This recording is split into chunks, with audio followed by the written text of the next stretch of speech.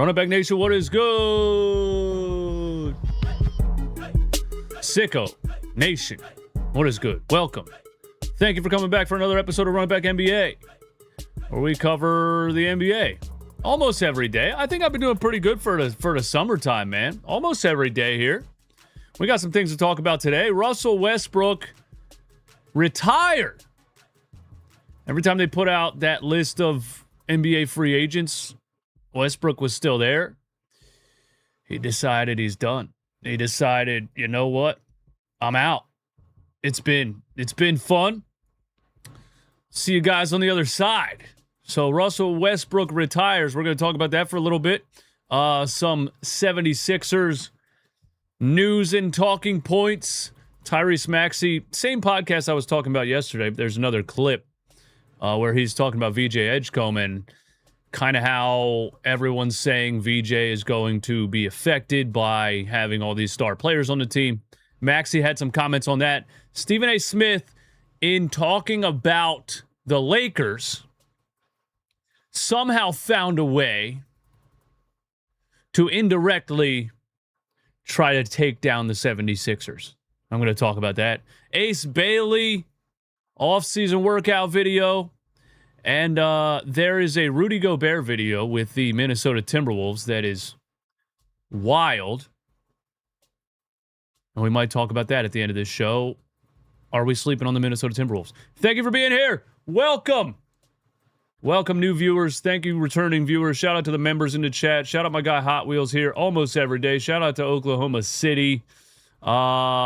Busy B, what up? Santiago, what up? DJ, are you going to do live streams of Sixers games? Are you talking about like the live play-by-play that I was doing a couple years ago? No, not going to do that. I know you guys enjoyed it. I really do.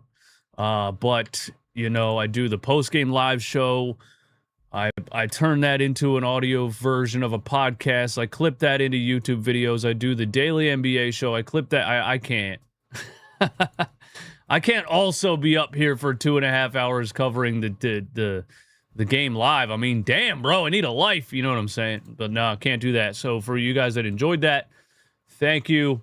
Those are a thing of the past. You got to watch other live streams. Or, hey, the Sixers have a lot of nationally televised games this year, so you won't have to listen to Kate Scott too much. You know what I'm saying? Somebody said it was the Russell Westbrook news. It was the most random news to me ever. Had we all known this, he would have gotten a farewell tour. Would Russell Westbrook have gotten a farewell tour? I don't know about a farewell tour, like on the level of a Kobe Bryant, but he would have gotten a farewell anytime he showed up to OKC, right? If they knew that he was retiring. I don't know about a farewell tour. I honestly... from a mainstream NBA perspective, I forgot Russell Westbrook was still in the NBA. I know he played for the Kings last year, but I don't remember seeing a single clip of Russell Westbrook playing for the Kings last year. Let's talk about it, man. Let's see one more comment here. I just have to say I'm ashamed of my fellow Thunder fans simping for Westbrook like somebody should have paid the guy real money when he's 38 and ready to retire, take a vet minimum. Chill, people. Yeah, well...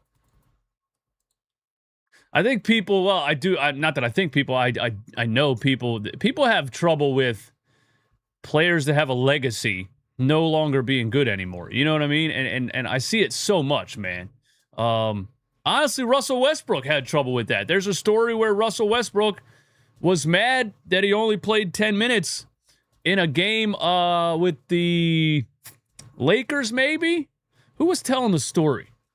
Former NBA player was telling the story about this. Or maybe it was Bones Highland telling the story. Maybe he was talking about Denver. Either way, there's a game where he only played 10 minutes, and he said he's going to go in the locker room with his Hall of Fame or with his top 75 jacket on or whatever and remind everyone. Like, even Russell Westbrook struggled with the fact that he wasn't that good anymore. You know? People love to do that. Even when I say the Sixers should trade Joel Embiid, people do the whole, like, nobody's done so much for this team in the last 10 years. The past is the past, brother. I'm living in the present. What have you done for me lately? You know what I mean? So somebody could be a historic player. That doesn't mean a team needs to sign him. You know what I'm saying?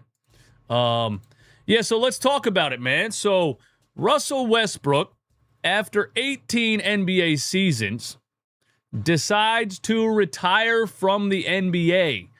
After 18 NBA seasons, Russell Westbrook has retired. A legendary career, NBA's top 75, 2017 League MVP, 9-time All-Star, 9-time All-NBA, USA Olympic gold medalist, and all-time record for triple-doubles. I think, first of all, people see the last couple of years of a player's career, and you know, I do think people have short-term memory. Short-term memory loss. Shout out to Dory. People have short-term memory loss. You know, people forget how great a player was when they see the last couple of years of his career. I talk my stuff about Russell Westbrook over the last couple of years, but again, that's just because I thought Russell Westbrook was done a couple of years ago. That doesn't mean he's not a legendary player. That doesn't mean he's not one of the best NBA players to ever play. That doesn't mean he's not one of the best Oklahoma City Thunder players to ever play. Maybe the best. People are saying, we're going to play a clip here in a minute of Dwayne Wade saying he's better than somebody who's currently on the Oklahoma City Thunder. But Russell Westbrook, man, a very rare athlete. And when you watch his prime years, for you kids that didn't watch, you know, 2011, 12, when was he drafted? Anyway, for you guys that didn't watch his first couple of years in the NBA, a freak athlete. He attacked the rim with a violent nature. Russell Westbrook attacked the rim in his prime more violently and aggressively than maybe anybody I've ever seen in the NBA. Like Derrick Rose, but Derrick Rose didn't attack the rim as consistently as Russell Westbrook. LeBron James in his prime attacked the rim hard, but Russell Westbrook, something about the way that he attacked the rim in his prime, man. He tried to rip the rim off the backboard every time. And, you know, that's part of the entertainment factor of the NBA, you know. As the NBA morphs into this more analytical game, and everybody's really studying the analytics, and all the fat nerds want to talk about the efficiency numbers and things like that, and you know, they'll even go as far as saying like the Celtics were better without Jaylen Brown last year because of this obscure number that they pulled out of their ass full of calculators. That was a decent visual right there, bro. Sorry for that. But yeah, like the way that Russell Westbrook played the game, didn't give a shit about efficiency, of course, and he wasn't very efficient. But it's the way that he attacked the rim and the way that he just wanted to catch a body all the time. It's part of the reason people love the NBA in the first place. It's part of the entertainment factor. And, you know, players like Anthony Edwards and still some other players still bring that to the NBA. You just can't have the NBA being super efficient and super analytical, and it's just, it wouldn't be very exciting. So I wanted to say that about Russell Westbrook. Great player, historic career. Never got to the promised land. Well, they got there, but they lost, right? They blew a 3-1 lead to the Oklahoma City, or to the it was the Oklahoma City Thunder. They blew a 3-1 lead to the Golden State Warriors in the Western Conference Finals. They didn't get to. Did they get to the NBA Finals? Either way, they blew a 3-1 lead to the Golden State Warriors, and then Kevin Durant joined the Golden State Warriors like the snake that he is, which probably affected Russell Westbrook's overall career. If snake-ass Kevin Durant came back and they got there and won a ring, you know, people would talk about what Russell Westbrook a little bit differently. The last couple years of his career, you know, inefficient, right? And a player like Russell Westbrook who relies 100% on athleticism. I say this a lot about a lot of players, right? I see the same trajectory for Giannis Antetokounmpo. It's why I was not interested in a Giannis Antetokounmpo trade for the 76ers, and I think the trade to Miami was, I just think it was a bad trade because he relies 100% on athleticism, and as soon as that athleticism declines, which a lot of times is not linear, right? athleticism declining a lot of times is not like this. It's not like one season he's a little less athletic, the next season, like a lot of times it's a really big drop from one season to the next when you start to hit 32 years, 33 years. So once Russell Westbrook slowed down and lost that just absolute maniacal athleticism and ability to attack the rim like nobody I've ever seen, maybe, he's just not a winning player, you know, in the last couple years of his career. Although when he joined the Denver, he did kind of, here's the crazy thing too about Russell Westbrook. He actually became a really good corner three-point shooter for the Denver Nuggets. 2 years ago, was it 2 years ago? He played for the Denver Nuggets.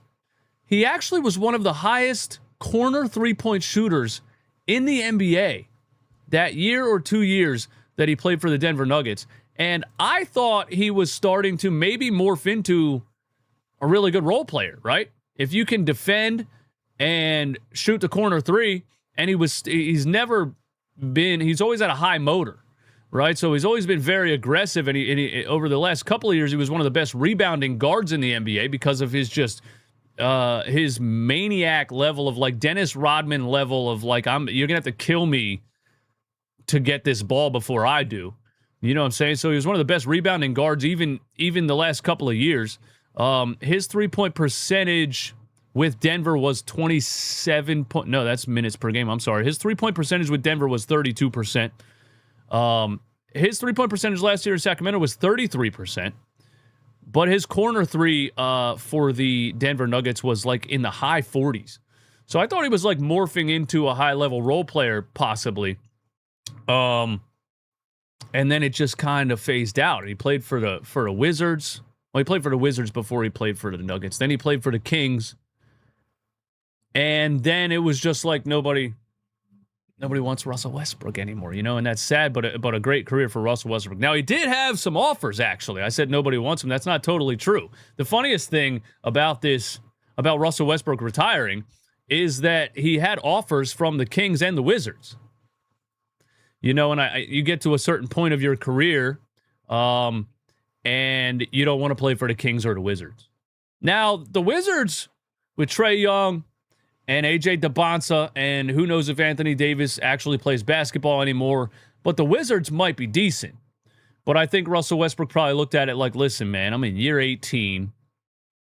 I would be going into year 19.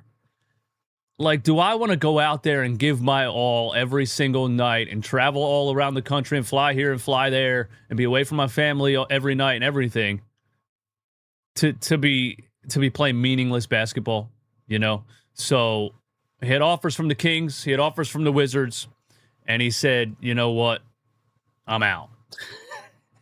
That says a lot about the Kings and the Wizards. But shout out to Russell Westbrook, man. Now we have to ask a question. We have to ask a question about Russell Westbrook. 2 questions, okay? Oklahoma City Thunder fans in the chat or in the comments.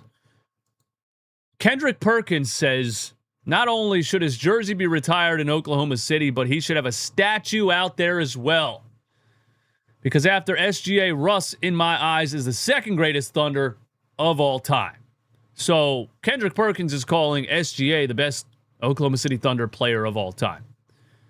A lot of Thunder fans are saying Russell Westbrook is the greatest Thunder player of all time. And I tweeted and I said everybody gets a statue. That was my first response to this, right before really thinking about it. That's what I, on Twitter and a lot of times on YouTube, I say things before I really think about them, and then, people attack me or whatever, or get mad when I actually take a couple days to think about something and then my opinion's a little bit different. They're like, oh, keep that same energy. But anyway, somebody replied and said he's the player that put the Oklahoma City Thunder on the map as a franchise. I mean, him and Kevin Durant put the Thunder on the map as a franchise, right? And James Harden even off the bench that as a sixth man. It's hard to say somebody should have a statue built if they didn't win a championship. But then somebody said to me, didn't the Sixers build a statue for Allen Iverson and he didn't win a championship? Yeah, they did, but it's a statue not in front of the arena. It's a statue at a museum where they have like a whole bunch of legendary 76ers players' statues lined up. So that's not quite the same as building a statue in front of the stadium. Me personally,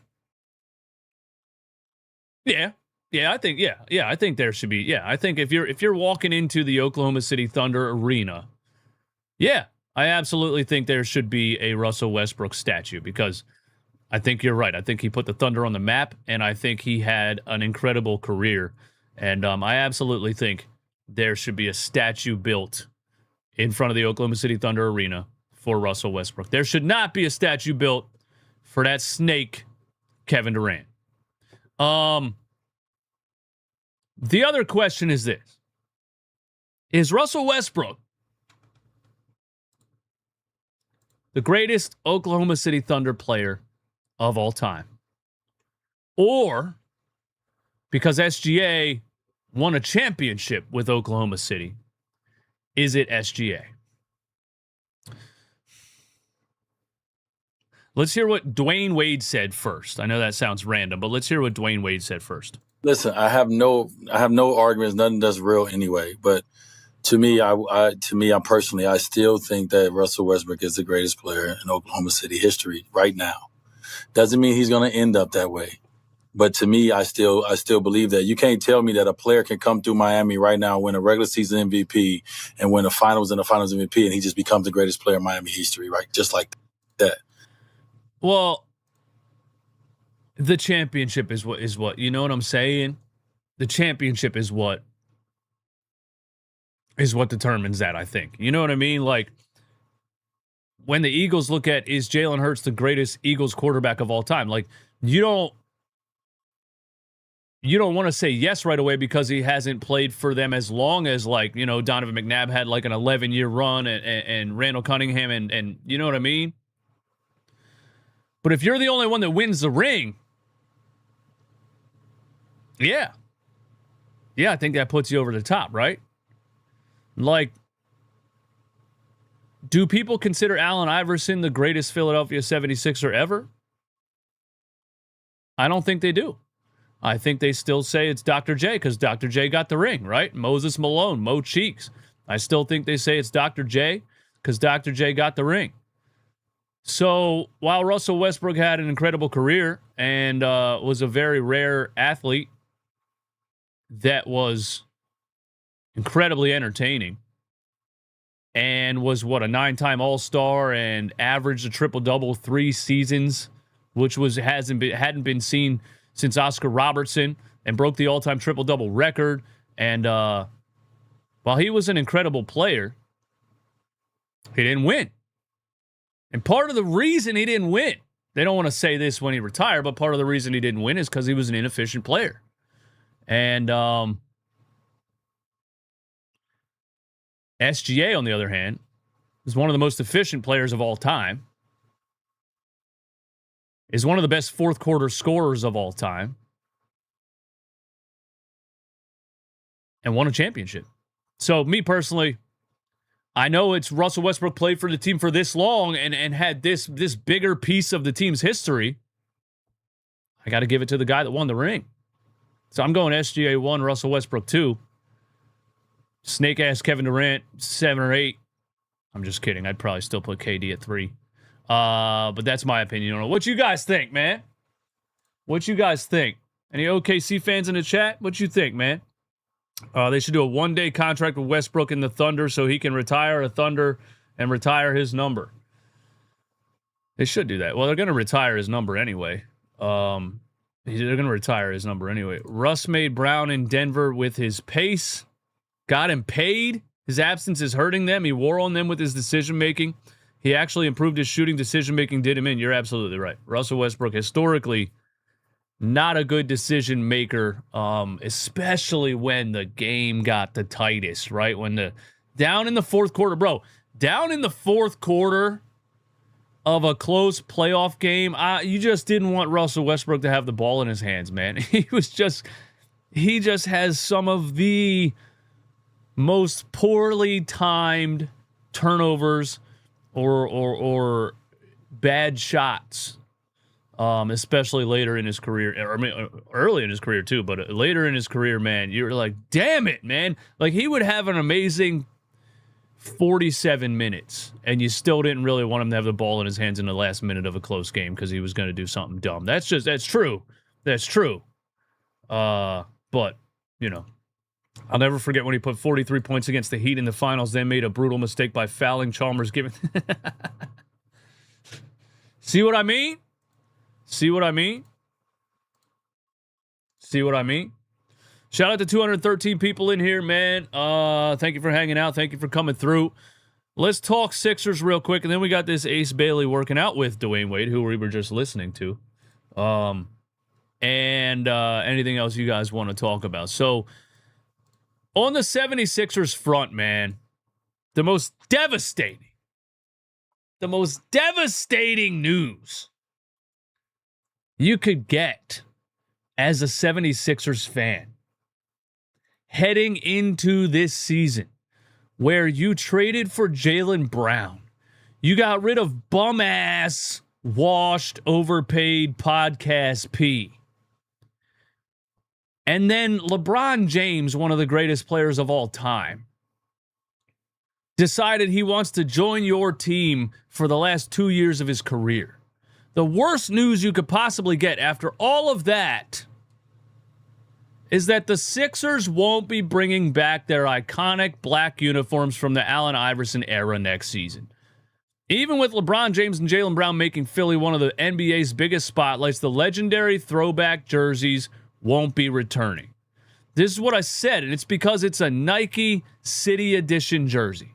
And I said, maybe they make this jersey the official alternate, because they wore this jersey more than they wore their alternates last year anyway, because it's an amazing jersey. It's iconic. It's historic. It needs to be in the rotation.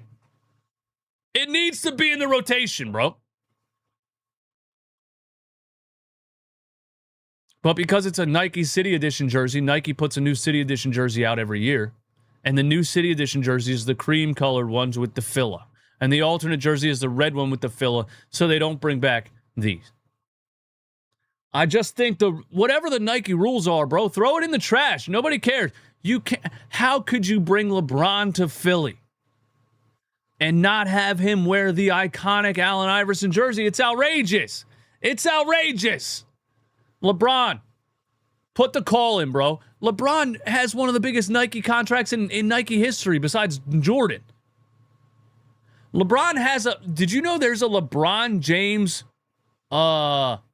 academic institution built by Nike in Portland, Oregon, which is some kind of state-of-the-art facility, state-of-the-art training facility, and it looks like something out of a futuristic cityscape. It looks like something in Dubai or something.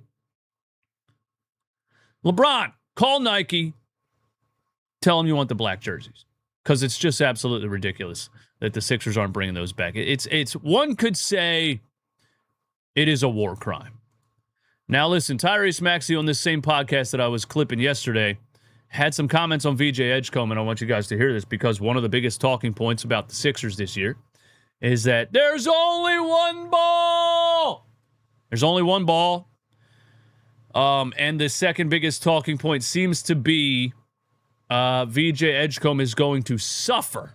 He's going to suffer because he's not going to get the ball, because too many players on the team have to have the ball. And even Draymond Green said, if I'm VJ Edgecombe's agent, I'm not happy about this. Me personally, I think VJ is going to flourish, because those who really watched 76ers games last year saw how VJ flourished at times, but when it was really time for him to have the ball in his hands and create something in an ISO situation, he was a rookie. And he needs more time to develop. Having the attention off of you the first couple years of your career is beneficial. It's not the other way around. Anyway, let's hear what Tyrese Maxey said about it. I know people say BJ gonna sacrifice a lot, right? I was in this kind of same kind of predicament my second year when James came on the team. Yep. So at the beginning of the season, I'm out there, I'm be averaging like 16, 17. As soon as we traded for James, I was like, dang, like I was happy, of course, but I was like, dang, like, what does that mean for me? One thing I appreciated That's a great comparison, man. that I really want to talk about is, him and Joel. As soon as James got there, he pulled me to the side. I was like, don't think that this changes anything for you as far as your development and your progression and your aggressiveness. Like, he was giving me the ball and making me be aggressive. And that's what we're gonna do. Absolutely. Like, Facts. James Harden's first year in Philly, maybe like the first 2 months, I personally was ecstatic. What James Harden did for Tyrese Maxey, like, Doc Rivers didn't want to play Tyrese Maxey. Don't forget, Tyrese Maxey's rookie season, he had a playoff game where the Sixers were struggling to score, and he came off the bench and had a playoff game where it looked like he was the only player that could get a bucket. And in a game 7, Doc Rivers played George Hill over Tyrese Maxey. And the next season, I think it was the next season, because then Ben Simmons quit and all that stuff. The next season, James Harden, the Ben Simmons-James Harden trade, James Harden came here. And I remember they were still wearing masks because of COVID, and Harden was on the sideline yelling at Maxey to attack the rim. Like, James Harden was coaching Tyrese Maxey more than Doc Rivers was. Doc Rivers didn't even want to play him. James Harden was basically telling him, hey, Doc Rivers, you get buckets. That's what you do. Like, go back and watch those clips, man. It was amazing. And I love that comparison because if you don't think LeBron James is going to do that for VJ Edgecombe, you're out of your damn mind. Like, bro, they are going to feed VJ Edgecombe. And this kid is one of the fastest, most athletic players in the NBA, only going into his second year. I just thought the transition game is going to be outrageous. LeBron James is going to be looking for VJ Edgecombe flying down the court every time he touches the ball. So, no, I don't think this is a bad thing for VJ Edgecombe, and I completely agree with Tyrese Maxey. And I love that comparison with when James Harden was traded to the Sixers and how they handled it and what James Harden did for Tyrese Maxey. I love that. Now listen. Still on the Sixers topic, I came across this right before I came up here. Stephen A. Smith was on ESPN or on the Stephen A. Smith show on YouTube, whatever, talking to everyone's favorite lunch lady, Ramona Shelbourne. And he was talking about the Lakers, and the Lakers were just sold for for $12 billion or whatever. And Stephen A. Smith thinks that Rob Pelinka is going to be on his way out as the Lakers GM or president of basketball operations or whatever the title is. But Stephen A. Smith has to go and say, if there's a way to get Bob Myers, I think you go get him. Listen first, I'm going to give my opinion on this. I think Rob Pelinka will not be there running basketball operations for the Los Angeles Lakers. I don't believe that will happen moving forward. I do believe that, you know what, I think that somebody like Jeannie Buss should be around. She's synonymous with the Lakers and synonymous with the Laker brands, and she's adored and revered and respected by everybody in the basketball. Brother, what did Ramona eat for breakfast, man? She's fucking wired. I'm back on the monsters, but it looks like she's on something a little stronger. Basketball community. She's the matriarch of basketball as far as I'm concerned. I don't think you lose somebody like that. I think that Bob Myers is with the Philadelphia 76ers. Yeah. It's going to be real interesting to see what happens there. Why? And the reason I feel that way, Ramona, is that prior to working with Josh Harris and being a part of his clique when it came to the Washington Commanders and ultimately the Philadelphia 76ers. I mean, Bob Myers gets on the scene making basketball decisions. Facts. And in a month, he had Jaylen Brown and LeBron James on Facts. the squad. In a month.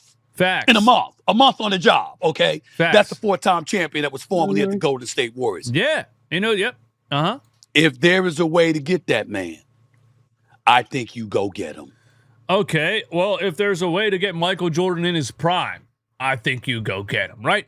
Okay, look.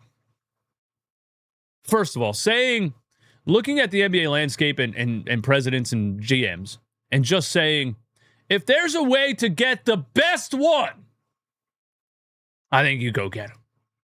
Yeah, no shit, bro. Yeah, We all wanted to date the hot cheerleader in high school. Only one guy got, well, maybe a couple more. But you know what I'm saying. You know the point that I'm making. If there's a way to go get the best one, you go get him. Yeah. No shit. But there's not. There's not a way to get him. And Stephen A. Smith's saying this because he's a New York Knicks fan. That's exactly why he's saying this. And the New York Knicks were about to run the East for years until Bob Myers showed up in Philly. And so Stephen A. thinks he's slick. I see what you're doing, Stephen A. I see exactly what you're doing. Keep dreaming. Bob Myers is not leaving Philadelphia. The reason Bob Myers is not leaving Philadelphia is what he just did, not just for the 76ers, but what he did for Josh Harris, the owner of the Philadelphia 76ers and the owner of the Washington Commanders and the owner of the New Jersey Devils. What he did with the Commanders, first of all, that franchise was dead since the 70s. Bob Myers, boom, they draft a good quarterback, boom, all of a sudden people are talking about the Commanders. Maybe not last year, but you know what I'm saying. The Sixers looked absolutely dead in the water. Daryl Morey and his analytics and not really being a basketball guy, just making analytical decisions and trying to sign the biggest names, even if they were completely washed, and then just going and playing chess and eating crumble cookies every day. Daryl Morey had the 76ers in hell. In cap hell, in bad contract hell. The roster was just trash. It was capped out and it was trash. It looked like there was nowhere to go for the 76ers. And Bob Myers hires Mike Gansey, and together they fixed the unfixable. Together, what looked like it was totally unfixable, they not only fixed it, they turned it into Jaylen Brown and LeBron James. If Josh Harris doesn't do everything in his power to keep Bob Myers, it's a war crime. If the Lakers offer Bob Myers $1 billion, Josh Harris better offer him $1.5 billion. If you're Josh Harris, you approach Bob Myers with a blank check. Bob Myers is a restricted free agent. Whatever offer any other team gives him, you top that no matter how much it is. You absolutely cannot let Bob Myers go anywhere, especially with the magic that he just pulled with the Philadelphia 76ers roster. Nice try, Stephen A. I'm on to you. I'm on to you, Stephen A. I'm on to you, bro. What's going on? 262 maniacs in here, bro. How's it going? Just got Stephen A. Just so Stephen A. can vacation in L.A. in the finals. He's biased. Fair enough. Screaming A. Smith needs to stay in his lane where Jaylen Brown. Where's Jaylen Brown when you need him? Oh yeah, I forgot Stephen A. and Jaylen Brown had a little beef with the Jaylen Brown Twitch streams and everybody. Let's see. What do we got? Robot Glock 69 said, what did he say? Somebody's responding. Vincent. We got Vincent in the chat. And we got Roblox. We got Robot Glock going back and forth. Let me find that. What did he say? What did he say? Jalen Hurts wasn't the best QB on the team that won the Super Bowl. What? Was he not the starting QB when they won the Super Bowl? SGA ain't winning shiz without Caruso. Okay, Robot Glock with 2 crazy takes in the chat. Let's see if we can go for 3, Robot. Can you go for 3 in a row? VJ Edgecombe will flourish in Detroit next to Cade. VJ will be the price of getting off Embiid's contract in a trade for Jalen Duren.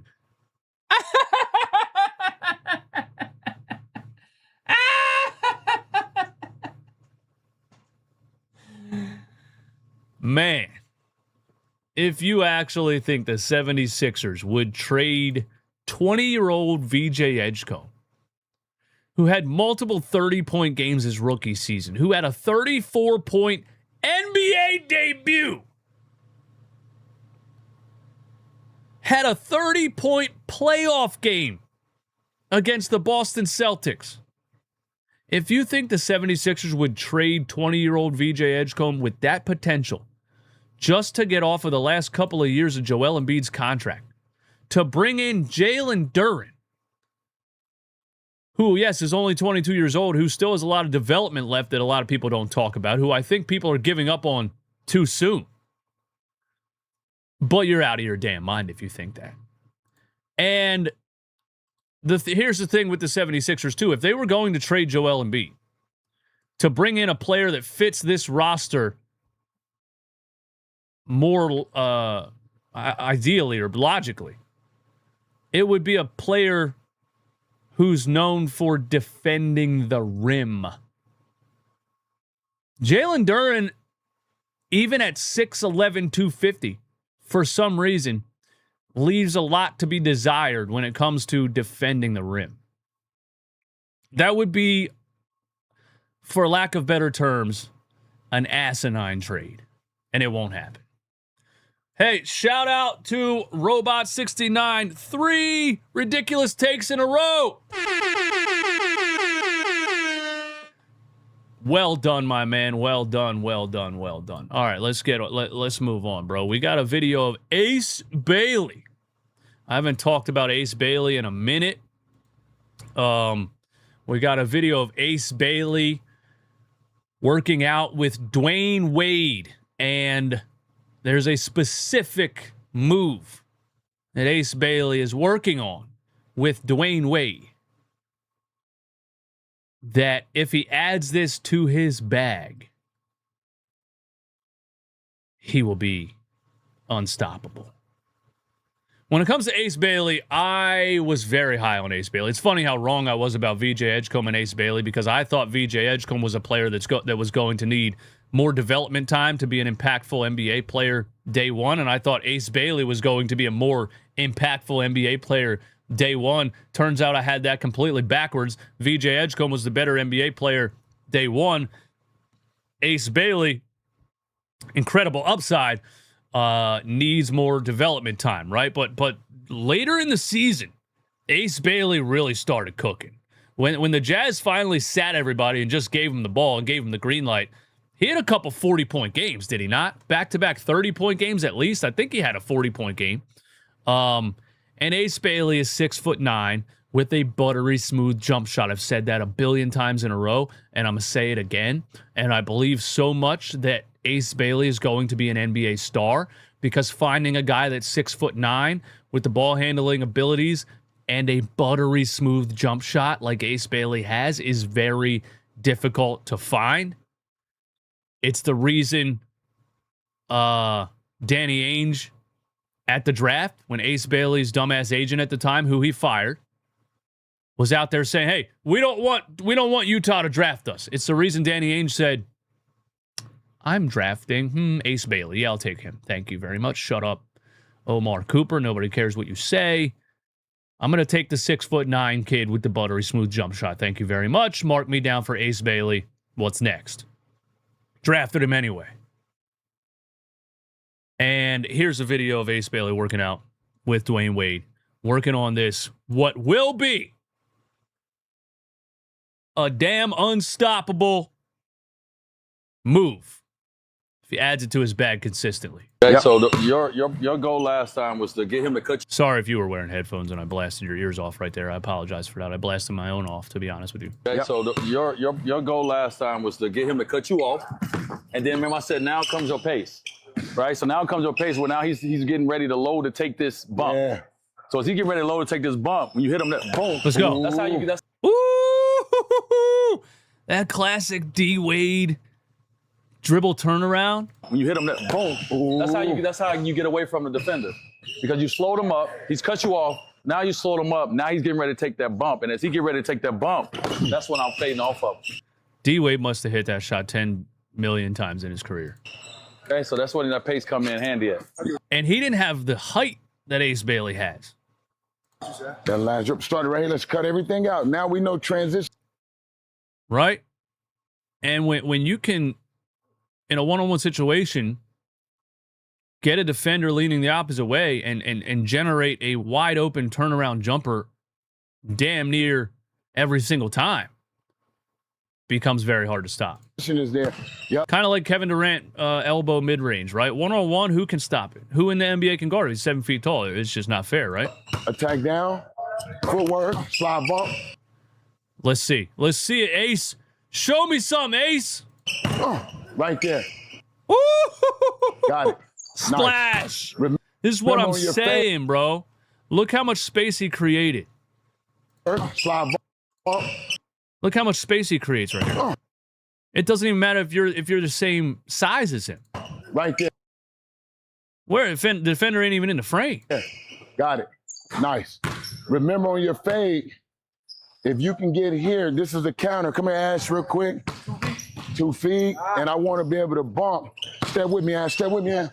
So you get around him. Yeah, see? And when the defender's 2 hip to the move, and I want to be able to bump. when the defender's hip to the move and the bump doesn't throw him off and he stays up on you, then you turn and hit the pump fake. Then you step through. Yeah, it's classic fundamental shit. You kids need to watch videos like this.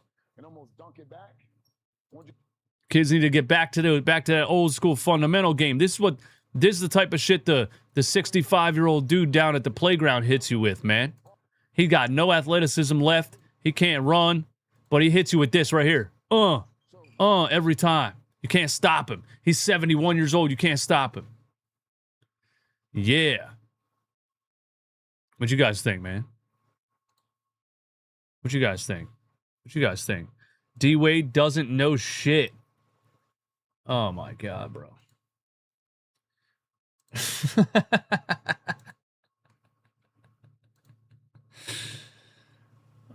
There's always some maniacs in the chat, man. You're talking about Dwayne Wade's child. So Dwayne Wade doesn't know anything about basketball because his child is transgender. Do you understand how stupid you sound? Like, at what point will you guys be able to separate, like, sports from your feelings about other things in the world, right? At what point will you be able to talk sports without talking about something like that? You know what I'm saying, man? Absolutely insane.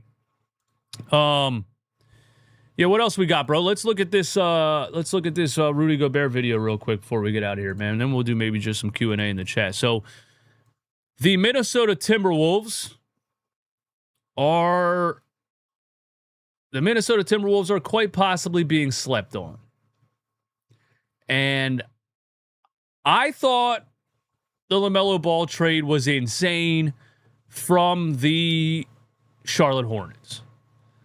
Although I understand why they did it, because of LaMelo Ball's injury history and his contract and upcoming contract extension, right? So they thought, hey, we got him for a healthy season. His value's at the highest. We better trade him before he gets hurt again. Maybe that's why they did it, right? But at the same time, the Hornets were as relevant last year as they've ever been. I'm talking like Baron Davis years of Charlotte Hornets, Muggsy Bogues level Charlotte Hornets. They were the talk of the NBA for like a month at the end of the season. And so I thought the LaMelo Ball trade was insane from that standpoint. And I think that a lot of players on that team had a lot of success because of the shots that LaMelo Ball generated them. Now you add LaMelo Ball to the Minnesota Timberwolves, a team that got as far as they got last year because of their physicality, their defense. Obviously, Anthony Edwards. They were slowed down by the Anthony Edwards injury to start the playoffs. But the one thing they were missing the most was a point guard, a pass-first point guard. You add that to that Minnesota Timberwolves team, and you find a way to get rid of Julius Randle. They got rid of Julius Randle, right? I think they did. Pretty sure they did. I don't remember. But either way, are we sleeping on the Minnesota Timberwolves? Let me know in the chat. Let me know in the comments. Are we sleeping on the Minnesota Timberwolves? And for some reason, Rudy Gobert has the most elite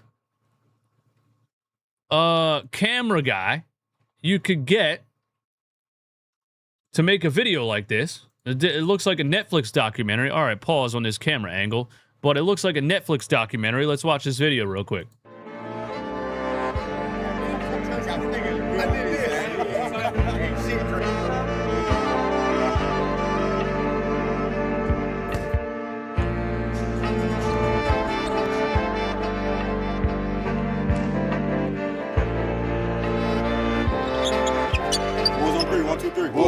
No, was he about to shoot a three?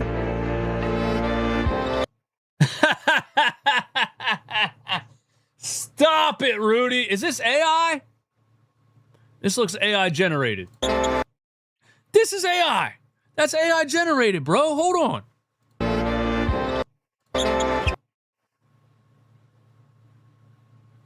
Is this AI generated? He ain't shooting no damn three. 1, 2, 3. Why is Rudy shirtless in the whole video? Yo, is Rudy Gobert thirst trapping right now? Is Rudy Gobert thirst trap? Dude, Rudy Gobert was like, hey, listen. I want to put out a hype video about my new team. But I also want a thirst trap. So I'm going to be shirtless in the whole video. Everybody else had shirts on. 4 hours or 2 hours north on a plane. Duh, bro almost hit his head on the bridge, dude. On a plane. Imagine you got a duck to get under a bridge.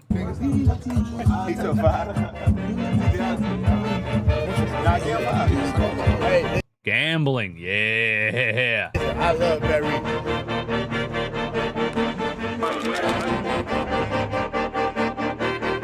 I thought this was going to be a basketball-related video. Oh, there we go. Okay. Oh, who did he poster? Yeah, this is definitely a Rudy Gobert thirst trap video, dude. He was like, the first couple shots, I'm a shirtless Calvin Klein model, right?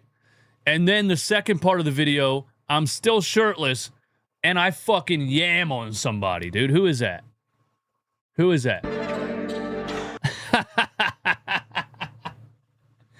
I know what you're doing, Rudy. Who you showing this video to, man?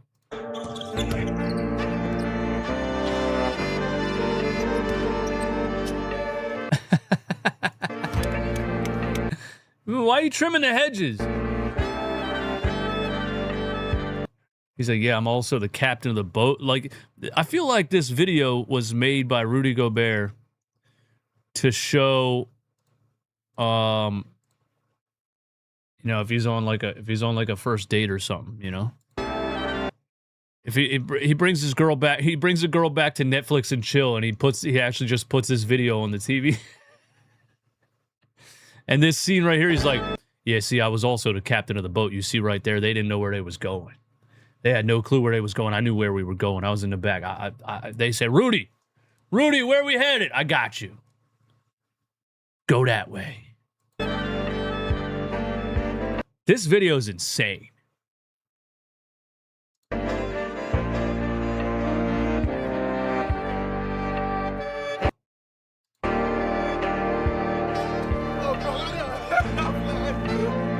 Not the homies splashing each other. Hold up. Not the homies splashing each other in the pool. This video is crazy, yo. Chill. If you're in the pool as a grown-ass man and one of your homies splashes you, what are you doing? I think we're fighting for real. I think we're really scrapping. If you splash me as a grown ass man.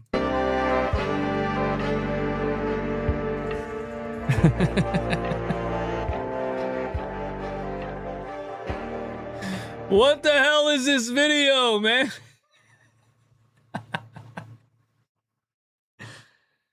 I think I just witnessed the greatest self-promotion I have ever seen in my life. I think I just witnessed the greatest self-promotion I've ever seen in my life. Shout out to Rudy Gobert. And shout out to whoever filmed and edited this video. Yeah!